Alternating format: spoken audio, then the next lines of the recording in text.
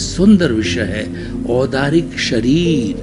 देखिए, दो शब्द, एक औदारिक और दूसरा शरीर। शरीर वह साधन है जिसके माध्यम से कोई भी जीवित प्राणी हरकत करता है और वह उससे कार्य करता है। हम अगर एकेंद्रिय को लेवें, पृथ्वी का है, अप का है, तेजस का है, वायु का है, वनस्पति का है और तृष का है, तो ये एकेंद्रिय जीव है। इनके भी शरीर होता है, इनके केवल एक इंद्रिय होती है।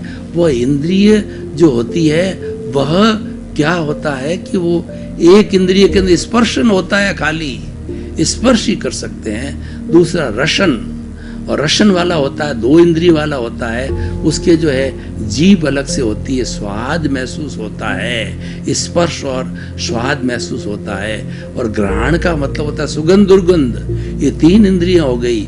और चौथा है चक्षु, देखना। और पांचवा जो है श्रोत, मन सुनना। ये सारा जो है इंद्रियों के साथ साथ के अंदर ये चलता है। तो जो ये शरीर है, और शरीर की बात आ गई, औदारिक शरीर किसे कहते हैं? ऐसा शरीर जिसके अंदर हार्ड है, मांस है, मज्जा होता है। देखिए, सप्त धातु होती है, सप्त धातु वाला शरीर औदारिक शरीर कहलाता है। सप्त धातु कौन सी होती है? हम सबसे पहले प्रारंभ करते हैं कि भोजन के बाद के अंदर जो है खून बनता है, खून के बाद के अंदर मांस बनता है, मांस के बाद के अंदर जो है मेद बनता है, मेद से मज्जा होती है, और मज्जा के बाद के अंदर वीर्य बनता है। तो ये सप्त धातु जिसके अंदर बनता है वह औदारिक शरीर कहलाता है। ये क्षतिग्रस्त होता है, ये जन्मता है और मरता है, ये औदारिक शरीर है। तो ये मनुष्य का जो शरीर है वो औदारिक शरीर कहलाता है। और ये औदारिक शरीर का जो है वो बहुत बड़ा फंक्शन है। औदारिक शरीर मात्र ही परमात्मा बन सकता है। शरीर कुल 5 तरह के होते हैं: औदारिक, वैक्रिय, आहारक, तेजस और कारमाण। इनके अलग अलग विवेचना है, अलग अलग एपिसोड में अलग अलग विवेचना करेंगे। अभी हम औदारिक की जो विवेचना कर रहे हैं, हाड़ मांस के पुतले को औदारिक शरीर कहा जाता है। और ये औदारिक शरीर है, गर्भज होता है, माँ के जो है वो गर्भ से पैदा होता है, अंडज भी होता है, अंडे से भी पैदा हो जाता है।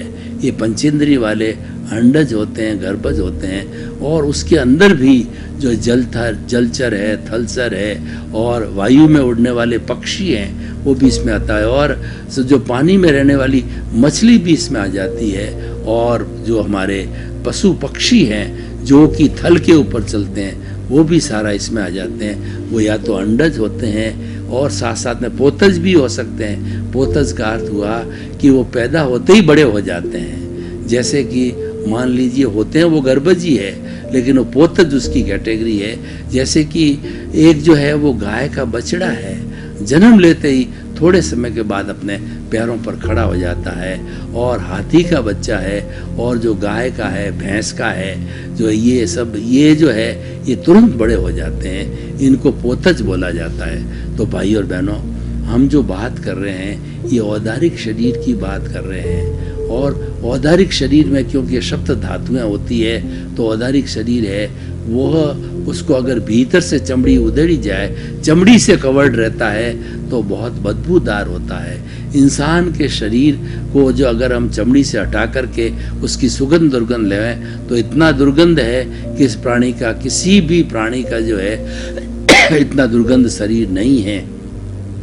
तो ये औदारिक शरीर की बात आती है। लेकिन औदारिक शरीर की एक बहुत बड़ी विशेषता है कि इस औदारिक शरीर के पास ही पट्टा है जो कि मुक्ति को जा सकता है। औदारिक शरीर तो और भी एक इंद्रिय, द्विंद्रिय, त्रिंद्रिय, चतुर्ंद्रिय के भी सबके औदारिक शरीर है। लेकिन सबसे महत्वपूर्ण और सबसे एक्सेप्शनल जो औदारिक शरीर है, पंचेंद्रिय का जो औदारिक शरीर है, पंचेंद्रिय दूसरे भी हो सकते हैं, पक्षी भी हो सकते हैं, पशु भी हो सकते हैं, लेकिन मनुष्य पंचेंद्रिय जो एक विशिष्ट प्राणी है, उसको एक तरह की अलग से जो है इसको सुविधा दी गई है कि ये जो है मुक्ति को जा सकता है। उसके पास में मुक्ति का पट्टा है। इसलिए मुक्त होने के लिए हर एक जीव को ये मनुष्य का औदारिक शरीर धारण करना पड़ता है।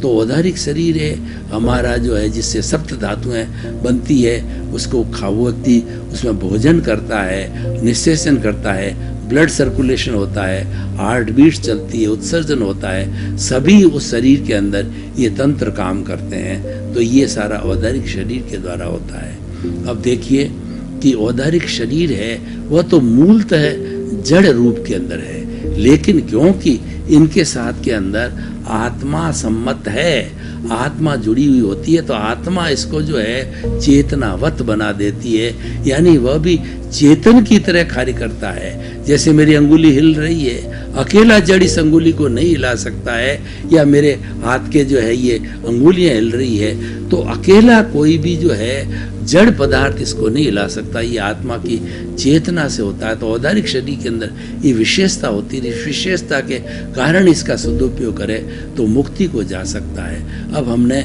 औदारिक शरीर प्राप्त किया तो हम कितने भाग्यशाली हैं। देखिए 4 बातें मनुष्य जीवन के अंदर बहुत दुर्लभ कही जाती है। पहला तो ये सबसे बड़ा दुर्लभ जीवन है, मनुष्य जीवन है, और दूसरा ईश्वर की वाणी जो है, सत्संग करने का जो है चांस मिलना, और तीसरी बात जो है कि आपको सत्संग का चांस मिल गया, चौथी उसमें श्रद्धा होना। भगवान का जो वचन है, कोई भी महापुरुष हमको वचन उपदेश देते हैं, उसमें श्रद्धा होना वो बड़ी बात है। और श्रद्धा भी हो गई तो चौथी लास्ट उसको जीवन में उतारना।